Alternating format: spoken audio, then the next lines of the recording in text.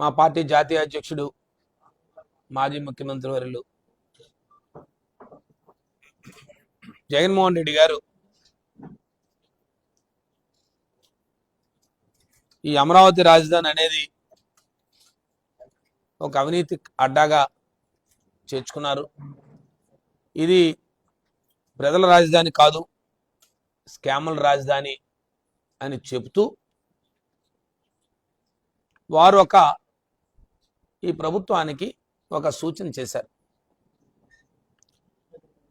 మావిగాన్ అనే పేరుతో మచిలీపట్నాన్ని, విజయవాడ, గుంటూరుని కలుపుతూ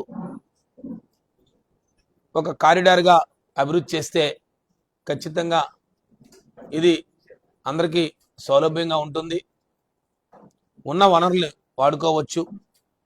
ఏదైతే అమరావతికి మీరు ఖర్చు చేద్దామని అమరావతి నిర్మాణం అని చెప్పారో దాంట్లో 10% ఖర్చు పెడితే చాలు అని చెప్పి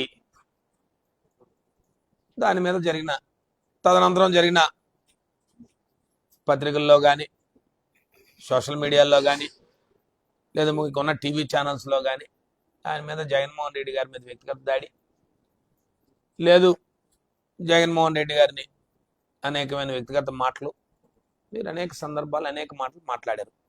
దీంట్లో మీ నాయకులు కానీ, లేదు దీనికి సంబంధించిన ఇతర పార్టీ వ్యక్తులు కానీ వారిని మాట్లాడుతున్న క్రమంలో ఎలాగైనా ఈ మావిగాన్ అనేది మనం మొదట్లో అనుకున్నాం, ఇదేదో జగన్మోహన్ రెడ్డి గారి మీద ఒక చెడు ప్రచారాన్ని మనం అవలంబిస్తే ఖచ్చితంగా ఇది ప్రజల్లోకి వెళ్ళిపోతుందని మొదటి 2 రోజుల్లో మీ సంతోషం కానీ, లేదు మీ ట్రోల్ చేసే విధానం కానీ, సోషల్ మీడియా ద్వారా కానీ, ప్రింట్ మీడియా ద్వారా కానీ, మీకున్న మీడియా సంస్థల ద్వారా కానీ,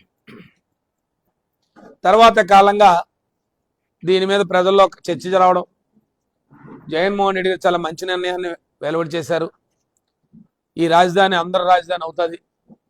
ఎందుకంటే మచిలీపట్నం తీసుకుంటే పోర్ట్ని అభివృద్ధి చేస్తున్నారు, విజయవాడను తీసుకొస్తే ఎయిర్పోర్ట్ అభివృద్ధి అయి ఉంది, ఇక గుంటూరుని తీసుకొని మనం కొంత ప్రాంతాన్ని రాజధానిగా అభివృద్ధి చేసుకుంటే మరి అక్కడ కోస్టల్ కారిడార్గా తీసుకుంటే ఓ పక్క సీవే ఉంది, ఎయిర్వే ఉంది, రైల్ ట్రాన్స్పోర్ట్ విజయవాడ కేంద్రంగా పెద్ద ఎత్తున మనకు ఉంది, లేదు నేషనల్ హైవేస్ ఉన్నాయి కనెక్టివిటీతో. ఇలా అన్నిటినీ చూస్తూ ఒక్కొక్కరిలో చదువుకున్న వారిలో కానీ, మేధావులు కానీ, పెద్దలు కానీ అందరూ కూడా ఒక ఆలోచనలో పడ్డారు. జగన్మోహన్ రెడ్డి గారు నిర్ణయం చాలా మంచి నిర్ణయం, వారు తీసుకున్న ఆలోచన మంచి ఆలోచన, రాష్ట్ర అభివృద్ధికి ఉపయోగపడుతుంది. మరి అమరావతి మీద జరుగుతున్న ప్రక్రియ మీరు ఎప్పుడు చెప్పినా 2 లక్షల కోట్ల రూపాయలు ఉంటారంటారు, సెల్ఫ్ ఫైనాన్సింగ్ ప్రాజెక్ట్గా చెప్తారు. రెండోది ఈ రాష్ట్రంలో అన్ని ప్రాంతాలు అభివృద్ధి చేయాలనేది వారి నిర్ణయం. ఆనాడు శ్రీకృష్ణ కమిషన్ చెప్పినప్పుడు కానీ ఒక రాష్ట్రం విడిపోయింది, ఈ రాష్ట్రం విడిపోయిన తర్వాత కొత్తగా ఏర్పడిన ఆంధ్ర రాష్ట్రం ఒకే ప్రాంతాన్ని అభివృద్ధి చేయకండి, అన్ని ప్రాంతాలకి సముద్రంగా అభివృద్ధి చేయండి, ఎక్కడా కూడా విద్వేషాలు రాకూడదు అని చెప్పి వారు శ్రీకృష్ణ కమిషన్లో ఆ రోజు చాలా క్లియర్ కట్గా ఉటంకిస్తూ వారు చెప్పారు, కోట్ చేస్తూ. కానీ దాన్ని కూడా పక్కన పెట్టి మీకున్న ఒక బుల్డోజ్ చేసే విధానం ఏదైతే ఉందో, ఏదైతే మీ అభిప్రాయాల్ని అందరి అభిప్రాయాలుగా రుద్దే విధానం ఉందో ఆ ప్రక్రియ ఎప్పటిలాగే మీ ప్రక్రియ చేస్తూ పోయారు. దీంట్లో భాగంగా ఇవన్నీ జరిగిన కార్యక్రమాలు మరొకసారి రివీల్ చేస్తున్నాను అంతే తప్ప ఇవన్నీ జరిగిన ప్రక్రియ. ఇది రాష్ట్ర ప్రజలు కానీ, జిల్లా ప్రజలు కానీ, ముఖ్యంగా ఉత్తరాంధ్ర ప్రజలు కానీ. మా వాదన ఎప్పుడు ఉంటుంది, ఉత్తరాంధ్ర ప్రాంతం నుంచి మా వాదన ఎప్పుడు ఉంటుంది, మా ప్రాంతం అభివృద్ధి చెందాలి, మా ప్రాంతంలో అనేక వనరులు ఉన్నాయి, సహజ వనరులు ఉన్నాయి, ఈ ప్రాంతాన్ని ఉమ్మడి ఆంధ్రప్రదేశ్లో ఉన్నప్పుడు కూడా అభివృద్ధి నోచుకోలేదు, లేదు రాష్ట్రం విడిపోయిన తర్వాత దీన్ని అభివృద్ధి చేయండి మేము అనేక సందర్భాల్లో చెప్పినప్పుడు కూడా సరే ముఖ్యమంత్రులు ఆనాడు పాలకులు కొంత విస్మరించిన, లేదా ఆనాడు కీర్తిశేషులు రాజశేఖర రెడ్డి గారి సహాయంలో కొంత సాగునీటి ప్రాజెక్టుల్లో త్వరితగతిని ఈ ప్రాంత రైతాంగం బాగుపడాలన్న ఆలోచనతో వారు చేసిన ఒక మంచి కార్యక్రమాలు ఆనాడు వారు చేశారు. తర్వాత వచ్చిన పాలకుల మాటలు తప్ప చేతల్లో ఏం లేదు.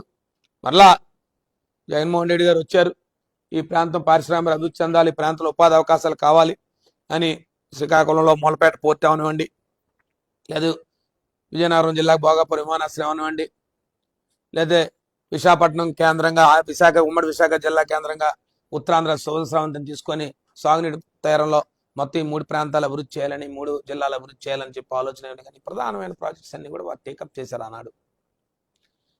అయితే దురదృష్టవశాత్తు ఈ కార్యక్రమం ఎలా జరుగుతూ ఉంది, ఈ మావిగాన్ మీద ఒక పెద్ద చర్చలు లేవనెత్తారు. రాష్ట్ర వ్యాప్తంగా దీని మీద ఒక ఆలోచన వస్తే దీన్ని డైవర్ట్ చేయాలి, ఏ రకంగా దీన్ని పక్కదోవ పట్టించాలని చెప్పి మన ప్రాంతవాసి, ఉత్తరాంధ్ర ప్రాంతవాసి వ్యవసాయ శాఖ మంత్రులు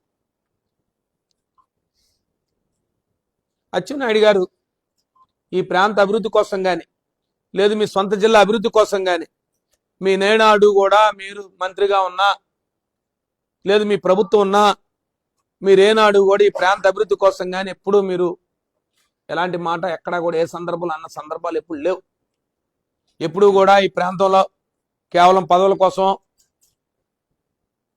మీ ఆ సొంత ఆలోచనల కోసమే మీరు కార్యక్రమాలు చేశారు తప్ప మీరు వ్యక్తిగతంగా కీర్తిశేషులు రాజశేఖర రెడ్డి గారు వారి రాష్ట్రంలో కానీ దేశంలో తెలుగు వాళ్ళందరూ కూడా ఆరాధ్యంగా పూజించే వ్యక్తి, ముఖ్యంగా పేద బడుగు బలహీన వర్గాలందరూ కూడా ఆదరించే వ్యక్తి, ఎంతో మంది ఆరోగ్యశ్రీ పథకం ద్వారా ప్రాణాలు నిలిపించిన వ్యక్తి, ఎంతో మందికి ఫీజు రియంబర్స్మెంట్ చదువులు నేర్పించి ఇవాళ పెద్ద పెద్ద ఉన్నత స్థానాల్లో ఉన్న వ్యక్తి, 5 సంవత్సరాల పదవీ కాలం చేసినప్పుడు కూడా చిరస్థాయిగా తెలుగు ప్రజల గుండెల్లో నిలిచిన వ్యక్తి కీర్తిశేషులు రాజశేఖర రెడ్డి గారు. రాజశేఖర రెడ్డి గారి మరణం మీద మీరు కొన్ని మాటలు మా పెద్దలు బొత్స సత్యనారాయణ గారిని ఉద్దేశించి మీరు కొన్ని మాటలు మాట్లాడారు. వారు దాని పత్రికా సమావేశం మళ్ళీ పెట్టి, మీడియా సమావేశం పెట్టి వారు కొంత వివరణ ఇస్తూ రాజశేఖర రెడ్డి గారితో ఉన్న అనుబంధాన్ని వారు నెమరు వేసుకుంటూ కొంత భావోద్వేగానికి లోనయ్యారు. వాస్తవం. ఎందుకు? రాజకీయాల్లో బొత్స సత్యనారాయణ గారు ఒక వెనుకబడి జిల్లా నుంచి, ఒక సామాన్య కుటుంబం నుంచి, ఒక రాజకీయాల్లో ఒక విద్యార్థి దశ నుంచే రాజకీయ విలువల్ని, రాజకీయ ఔన్నత్యాన్ని, 10 మందికి సేవ చేసే విధానాన్ని అలవాటు పరుచుకొని వారు రాజకీయంగా ఎదుగుతూ రాజశేఖర రెడ్డి గారితో రాజకీయంగా వారితో సుమారుగా నాకు తెలిసి వ్యక్తిగతంగా నేను రాజకీయాల్లో నా అవగాహన నాకు తెలిసిన దగ్గర నుంచి వ్యక్తిగతంగా 94వ సంవత్సరంలో నాకు వ్యక్తిగతంగా ఆనాడు ఉమ్మడి జిల్లాలో పార్వతీపురంలో శాసనసభ్యుడు ఎర్రా కృష్ణమూర్తి గారు కీర్తిశేషులు వారు చనిపోయిన మీదట ఉప ఎన్నిక వస్తే, ఉప ఎన్నికకి వారు ఆనాడు 94వ సంవత్సరం ఆ ఉప ఎన్నికకి రాజశేఖర రెడ్డి గారు ఆ రోజు ఒక పార్లమెంట్ సభ్యుడిగా వారు ఆనాడు ప్రచారానికి వస్తే, ఆనాటి నుంచి అంతకు ముందు నుంచే వారితో ఉండొచ్చు. నాకు వ్యక్తిగతంగా నేను వ్యక్తిగతంగా దాంట్లో పాల్గొన్నాను కాబట్టి నాకున్న అవకాశం ఆనాటి నుంచి, అంటే సుమారుగా ఒక 32 ఈనాటితో చూస్తే, వారు చనిపోయిన నాటికి చూసుకుంటే 2009తో చూసుకుంటే సుమారుగా ఒక 15-16 సంవత్సరాలు రాజకీయంగా వారితో నడిచి, వారు సుదీర్ఘమైన పాదయాత్రలో నడిచి, వారు మంత్రివర్గంలో 2 సార్లు మంత్రివర్గంలో వారితో పాటు సహచరునిగా ఒకసారి పార్లమెంట్ సభ్యుడిగా 96లో పోటీ చేసిన, 98లో పోటీ చేసిన, 99లో పోటీ చేసిన, 3 సార్లు వారితో ప్రచారానికి వారి పార్లమెంట్ సభ్యునిగా పోటీ చేస్తున్నప్పుడు ఆనాడు బొబ్బిలి పార్లమెంట్ నియోజకవర్గం పోటీ చేసినప్పుడు మరి వారు వచ్చారు. వారితో వారి అభ్యర్థిగా పోటీ చేస్తే వారి కోసం, వారి గెలుపు కోసం ఆనాడు కృషి చేసిన రాజశేఖర రెడ్డి గారు. లేదా తర్వాత 2004లో వారు ముఖ్యమంత్రి అయిన తర్వాత వారి క్యాబినెట్లో సహచర మంత్రిగా చేస్తూ, 2009లో మరలా వారు ముఖ్యమంత్రి అయితే వారి క్యాబినెట్ సహచరునిగా ఉంటూ వారితో ఉన్న సుదీర్ఘమైన అనుబంధాన్ని, వారితో నడిచిన విధానాన్ని, మీరు మాట్లాడిన విధానాన్ని ఒకసారి భావగతం అయితే దాన్ని మరి విజయనగరంలో తెలుగుదేశం పార్టీ కార్యాలయంలో ఒక ఫోటో వేదిక పెట్టి గౌరవ శాసనసభ్యుల వారు, విజయనగరం శాసనసభ్యులు వారు, గౌరవ పార్లమెంట్ సభ్యులు, విజయనగరం పార్లమెంట్ సభలో పత్రికా సమావేశం నిర్వహించారు. వారు వచ్చి మీరు మాట్లాడిన మాటలే కదా, మీరు చెప్పిన మాటలే కదా అని చెప్తూ రాజశేఖర రెడ్డి గారు 2009లో చనిపోయారు. ఇవాళ 2026 అంటే సుమారుగా 17 సంవత్సరాలు, సుమారుగా 17 సంవత్సరాల తర్వాత మీకు రాజకీయంగా దాని అవసరం పడింది. అంటే మీరు మీ ప్రాంతాలను ప్రాతినిధ్యం వహిస్తూ మీ ప్రాంతాల్లో మీరు శాసనసభ్యులుగా, పార్లమెంట్ సభ్యులుగా, మంత్రులుగా మీకు అధికారాన్ని ఇస్తే మీరు పత్రికా సమావేశాలు పెట్టి మీరు ఈ రకమైన కార్యక్రమాలు చేస్తే ఏమైనా ప్రజలు ఇంకా తెలుగు తక్కువ అనుకుంటున్నారా? ఇంకా మీ మాటలు నమ్మి ఈ జిల్లా ప్రజలో లేకపోతే ఉత్తరాంధ్ర ప్రజలో ఇంకా ఇలాంటి మాటలతో కాలంగా పబ్బం గడుపుకుందామనే ఆలోచనతో మీరుంటే ఒక్కసారి మనకు సామెతలు ఉంటాయి, అనేక సామెతలు చెప్పుకోవచ్చు. అలాంటి సామెతల్లో ఇవాళ చంద్రబాబు నాయుడు గారు ఎన్టీ రామారావు గారిని వెన్నుపోటు పొడిచిన దగ్గర నుంచి దానికి ప్రధానమైన కేంద్రం ఇవాళ ఏదైతే మీరు ఫోటో ఎగ్జిబిషన్ పెట్టిన జిల్లా తెలుగుదేశం పార్టీ కార్యాలయమే ఆనాటి కేంద్రం. ఎన్టీ రామారావు గారిని 94వ సంవత్సరంలో పెద్ద ఎత్తున ఈ రాష్ట్ర ఉమ్మడి రాష్ట్ర ప్రజలు పెద్ద ఎత్తున వారిని ముఖ్యమంత్రి చేస్తే వారిని పదవీచ్యుతులు చేయడానికి అంకురార్పణ చేసింది, మొదలైంది, బీజం మొదలై ఆ కార్యక్రమాన్ని చేసింది మీ కార్యాలయం కాబట్టే మీ నుంచి మేము ఇంతకంటే ఎక్కువ ఆశించలేం. ఎందుకంటే మీరు వాటిని చూసే పబ్బాలు గడుపుకుందామనే ఆలోచన తప్ప ప్రజలకు మంచి చేసో మీకు ఇచ్చిన అవకాశాన్ని ఉపయోగించుకోనో చేసే కార్యక్రమాలు ఉండవు. ఎందుకంటే మేము చూసాం ఆ రోజు మేవన్నీ చెప్పిన తర్వాత. ఎందుకంటే మాకు కూడా రాజకీయాల్లో మా సహచరులు, మా కార్యకర్తలు, మాకు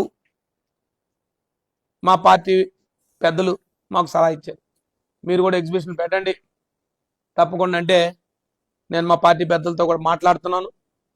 మరి జిల్లా కేంద్రంగా రాబోయే రోజుల్లో తెలుగుదేశం పార్టీ ఈనాటి ముఖ్యమంత్రి చంద్రబాబు నాయుడు గారి దగ్గర నుంచి ఈనాటి ఉన్న క్యాబినెట్లో ఉన్న మంత్రులు, ఆనాడు ఉన్న వేరు వేరు పార్టీల్లో వారి మాట్లాడిన మాటలు కానీ అది జిల్లా స్థాయిలోనే కాదు నియోజకవర్గ స్థాయిలో కూడా ఈ కార్యక్రమాలు చేయాలని చెప్పి పెద్దల అనుమతిని ఇంకా నేను తీసుకోలేదు.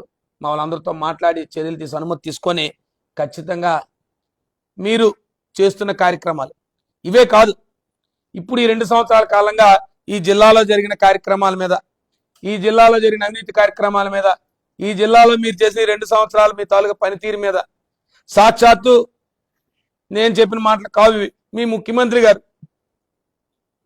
మిమ్మల్ని ఉద్దేశించి మాట్లాడిన మాటలు కానీ అది మీ ప్రసార మాధ్యమాల్లోనే, మీ టీవీల్లోనే, మీ పత్రికల్లో వచ్చిన మాటలను కూడా మేము ఎగ్జిబిషన్లో పెట్టి ఖచ్చితంగా ఊరూరా దాన్ని అవసరమైతే ఎంతంత ప్రాంతాలకు తీసుకెళ్ళి మీ గురించి మీ ముఖ్యమంత్రి గారు ఏం మాట్లాడారు, సాక్షాత్తు మీ ముఖ్యమంత్రి గారు మీ శాసనసభ్యుల పట్ల, మీ పనితీరు పట్ల వారి తాలూకా మీకు వారు ఏ టప్ మాటలు చెప్పారు అది కూడా చెప్తాం.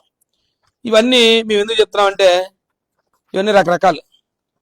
ఇవాళ ఎవరు ఏం మాట్లాడినా, ఇవాళ చంద్రబాబు నాయుడు గారి గురించో మీ మాట్లాడిన మాటలు లేదు, మోడీ గారు మీరు ఆనాడు 2014లో మీరు బీజేపీతో పొత్తు పెట్టుకొని మీరు గెలిచారు, ముఖ్యమంత్రి అయ్యారు. మీరు ఆనాడు మోడీ గారి దగ్గర నుంచి మీరు బయటకు వచ్చారు. ఆనాడు కేంద్ర మంత్రిగా పనిచేసిన అశోక్ గెహ్లోట్ గారు కూడా వారు కూడా రిజైన్ చేసి వారు కూడా మాట్లాడిన మాటలు ఇవన్నీ కూడా ఇవాళ మోడీ గారు దీన్ని ఏం సమాధానం చెప్తారు మీరు? మోడీ గారు మీ గురించి ఏం చెప్పారు, మీ ముఖ్యమంత్రి గారి గురించి? ఇవాళ మీ ముఖ్యమంత్రి గారు మాట్లాడుతున్న మాటలేంటి? ఈ మాటలే కదా మీరు మాట్లాడిన మాటలు. మోడీ గారు మీ గురించి మాట్లాడిన మాటలేంటి? ఈరోజు మీరు మాట్లాడుతున్న మాటలేంటి? ఇంకా వీడియోలు ఏపీలో ఏం జరుగుతుందని మోడీ గారు చెప్పారు వాళ్ళ ఎన్నికల్లో. చూడండి ఇవి మోడీ గారు మీకు చెప్పిన మాటలేంటి? అవినీతి అక్రమార్జనలో బాబు గారి సీనియర్ అని చెప్పారు. మీ గురించి సాక్షాత్ ప్రధానమంత్రి గారు, ఈనాటి ప్రధానమంత్రి గారు, ఆనాటి ప్రధానమంత్రి గారు డేటా చోరుతో జాగ్రత్త అన్నారు. అంటే మీరు చేసే డేటాలు ఇవన్నీ మీరు చెప్పిన మాటలు కాదు. సాక్షాత్ ప్రధానమంత్రి గారు, ఇవాళ ప్రధానమంత్రి గారు వారు ఆనాడే కాదు ఈనాడు కూడా వారు ప్రధానమంత్రి గారే. చూడండి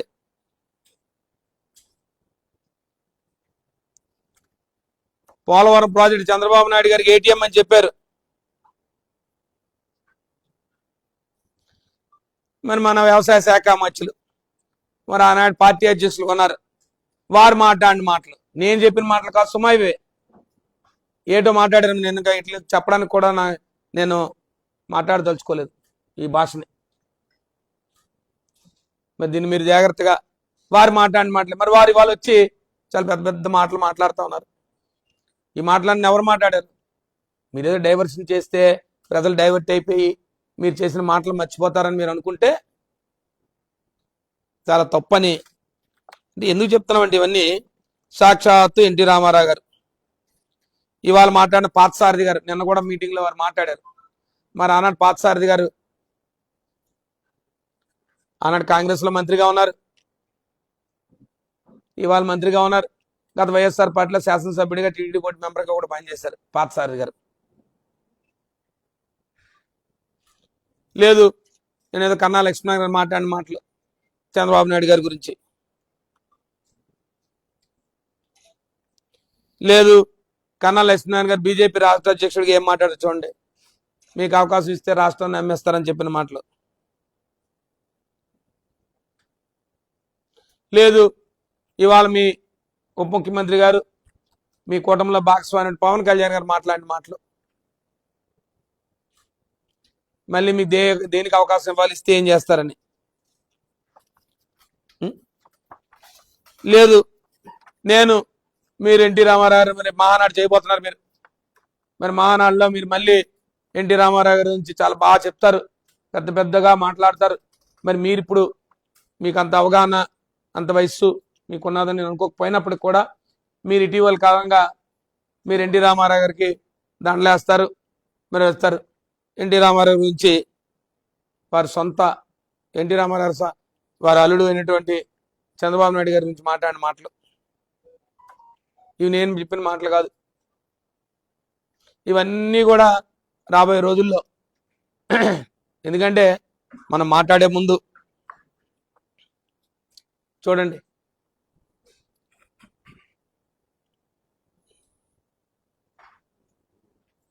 అంటే ఎందుకు ఇవన్నీ చెప్తున్నామంటే ఇంకా వీడియోలు గట్టున్నాయి. నేను ఇవన్నీ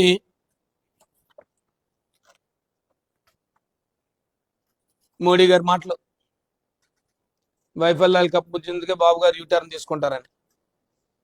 అంటే మీ వైఫల్యాలు వచ్చినప్పుడు మీరు తీసుకున్న నిర్ణయాలు తప్పు అని తెలిసినప్పుడు మీరు ఏదో డైవర్ట్ చేయడానికి లేదా మీ పత్రికల్లో ప్రధానమైన పత్రికల్లో వాటిని శీర్షికగా వేసుకొని మీరు ఆనందపడడానికి పనికొస్తాయేమో కానీ ఈ రాష్ట్రంలో కానీ ముఖ్యంగా ఉత్తరాంధ్ర ప్రాంతంలో విజయనగరం జిల్లా ప్రజలందరికీ కూడా లేదా మా నాయకుల మీద రాజకీయాల్లో మాట్లాడిన మాటల్ని మీరు తీసుకొని దాన్ని మీరేదో మీరు మాట్లాడిన మాటలు ఇవన్నీ నేనే మాట్లాడిన మాటలు కాదు, నేను చెప్పినవి కాదు. ఇవే నేను చెప్పినవి కొత్త కాదు, ఇవన్నీ అనేక సందర్భాలు వచ్చినవే. అయితే కొత్తగా ఏడవబోయేది ఏంటంటే వచ్చే 2 సంవత్సరాలు జరిగిన 2 సంవత్సరాల కాలంగా ఈ రాష్ట్రంలో జరిగిన కార్యక్రమాల మీద కానీ ముఖ్యంగా ఉత్తరాంధ్ర ప్రాంతంలో కానీ విజయనగరం జిల్లా ప్రజల మీద కానీ నియోజకవర్గంలో జరుగుతున్న కార్యక్రమాల గురించి దీంతో పాటు యాడింగ్గా ఆ ఎగ్జిబిషన్ కూడా పెట్టే కార్యక్రమం త్వరలో ఉండబోతుంది. తప్పకుండా మా నాయకులమి కార్యకర్తలమి మా ప్రధానంగా మా మాజీ శాసనసభ్యులు మా నియోజకవర్గ ఇన్ఛార్జీలందరితో దీన్ని ఒక చర్చ తీసుకొని ఆ కార్యక్రమాలు కూడా చేస్తాం. ఎందుకు చెప్తున్నామంటే మీకు 2 సంవత్సరాలు అధికారం ఇచ్చారు. ఈ 2 సంవత్సరాలు 5 సంవత్సరాల అధికారంలో 2 సంవత్సరాల పని పూర్తయింది. మీరు మీ పార్లమెంట్ సభ్యుడిగా మీరు కానీ, శాసనసభ్యులుగా మీరు కానీ, లేదు మిగతా శాసనసభ్యులు కానీ మీ పనితీరుని మీ సాక్షాత్ మీ ముఖ్యమంత్రి గారే మీ పత్రికల్లోనే మీ టీవీ ఛానల్లోనే వచ్చినవి నేను చెప్తున్నాను తప్ప నేనే ప్రత్యక్షంగా నేను చూసింది కానీ చేసింది కానీ కాదు. 2 సంవత్సరాల కాలమైంది. మీ ప్రాంతాలను ఏ అభివృద్ధి చేశారు? మీ ప్రాంత అవసరాలు ఏం తీర్చారు? ఈ ప్రాంత రైతాంగం కోసం మీకు కష్టపోయే ప్రయత్నం చేశారా? లేదు సాక్షాత్ మీ ముఖ్యమంత్రి గారి దగ్గరికి వెళ్ళారు. నేను ఇవాళ మీ ద్వారా అడుగుతున్నా ఉన్నాను. మీ ముఖ్యమంత్రి గారి పర్యటన అయిన తర్వాత మీ సమావేశం ముగిసిన తర్వాత ఒక్కరైనా మీ మంత్రి గారు కానీ మీరు కానీ ఓ పత్రికా సమావేశం ఏర్పాటు చేసి ఇగో ఈ జిల్లా ప్రయోజనాల కోసం మా నియోజకవర్గ అభివృద్ధి కోసం మా ముఖ్యమంత్రి గారికి నిధులు కావాలని చెప్పి ఈ ప్రతిపాదనలు ఇచ్చాం, లేదు ముఖ్యమంత్రి గారు స్పందించారన్న విషయాన్ని ఏమైనా చెప్పారా? అసలు మీ ముఖ్యమంత్రి గారు మిమ్మల్ని దేనికి పిలిచారు? మీ ప్రాంత అభివృద్ధి కోసం ఏమైనా పిలిచారా? లేదు మీ నియోజకవర్గ అభివృద్ధి కోసం సమస్యల కోసం పిలిచారా? లేక మీ పనితీరుని విశ్లేషించుకొని మీ పనితీరు పట్ల మీ పట్ల మీకున్న వారికి ఉన్న ఆలోచన చెప్పడానికి పిలిచారా అన్న విషయాన్నైనా కనీసం ఈ జిల్లా ప్రజలకు తెలియజేయండి, మీ నియోజకవర్గ ప్రజలు తెలియజేయండి. ఒక సమావేశం ఏర్పాటు చేశారా? కనీసం మీ నియోజకవర్గానికి సంబంధించి మీ ప్రతిపాదనలు ఇచ్చాం మా ముఖ్యమంత్రి గారికి అని చెప్పారా? అంటే మీకు జరిగిన మీ ముఖ్యమంత్రి గారి సమావేశం ఈ జిల్లా ప్రజల కోసం కాదు, మీ నియోజకవర్గ ప్రాంత అభివృద్ధి కోసం కాదు. ఈ ప్రాంతంలో అనేక ఇబ్బందులు ఉన్నాయి. ఈ ప్రాంతంలో సాగునీటి రంగానికి అనేక మంది ఇబ్బందులు, ఎక్కడ రైతులు ఇబ్బంది పడతారు. సాగునీరు అందక పూర్తి స్థాయిలో పనులు జరగక, లేదా రైతులకు యూరియా లేక, లేదా రైతులకు మొక్కజొన్న పంట పండిన పంట కొనుక్కోలేక, గిట్టుబాటు ధరలు లేక ఒక పక్క రైతులు వచ్చి గొగ్గోలు పెడుతున్నారు. లేదు సాక్షాత్తు మన ప్రాంతవాసి మన ఉత్తరాంధ్ర వాసి అనే వ్యవసాయ శాఖ మంత్రులు కనీసం ఏనాడు కూడా ఈ ప్రాంతం వచ్చి ఈ ప్రాంత వ్యవసాయం గురించి కానీ, వ్యవసాయ రంగం గురించి కానీ, ఈ ప్రాంత రైతాంగం గురించి కానీ మాట్లాడిన దాఖలాలు లేవు.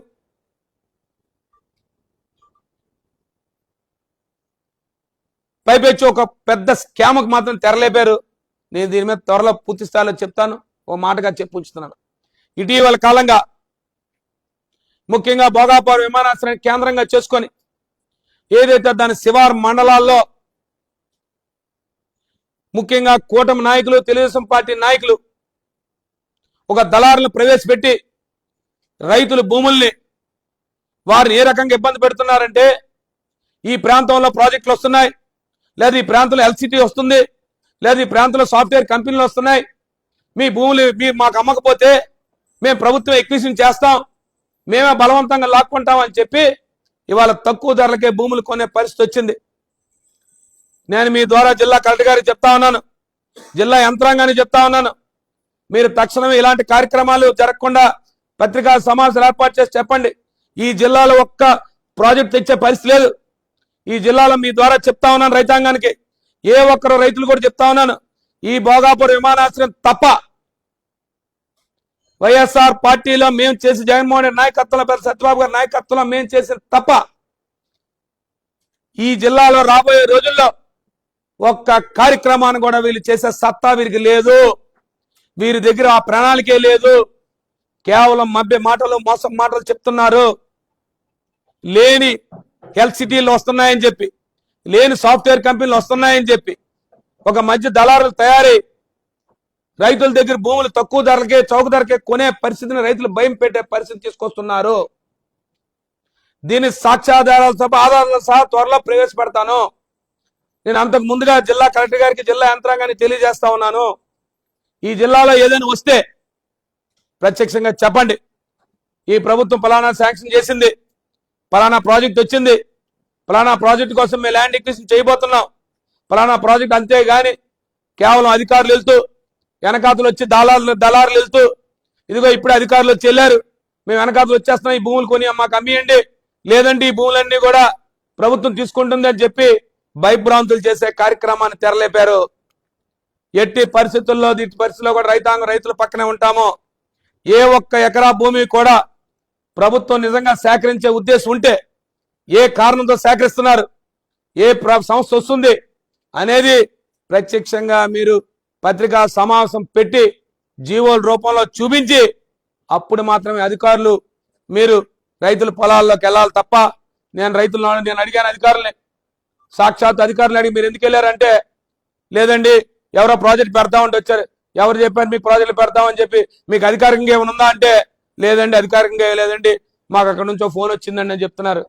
మీరు ఇలాంటి ఫోన్ల ద్వారానో మీరు అధికారులు భూముల మీదకి వెళ్ళి మీరు వెళ్ళిపోయిన తర్వాత దళారులు వెళ్ళి ఈ రకమైన ప్రక్రియ చేస్తున్నారు. విజయనగరం జిల్లాలో ఒక పెద్ద స్కామ్ కి, ఒక మోసానికి తెరలేకపోతున్నారు. ఎట్టి పరిస్థితుల్లో రైతాంగం పక్షాన, ఈ భూమి రైతుల పక్షాన వైఎస్ఆర్ పార్టీ ఎప్పుడు నిలబడి ఉంటుంది.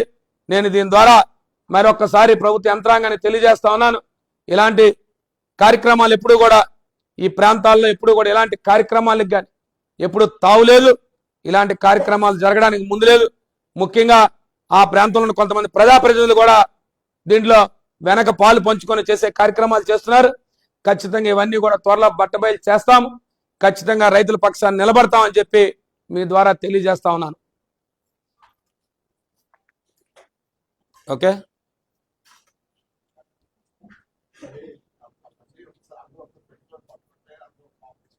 బాగుండదా చెప్పండి అంటే తప్పకుండా నిలబడి తీసుకుందా అంటే ఎలా కారణం ఇదా అయితే ఉండేది ఒకటి ఇస్తాం మినీ ఎగ్జిబిషన్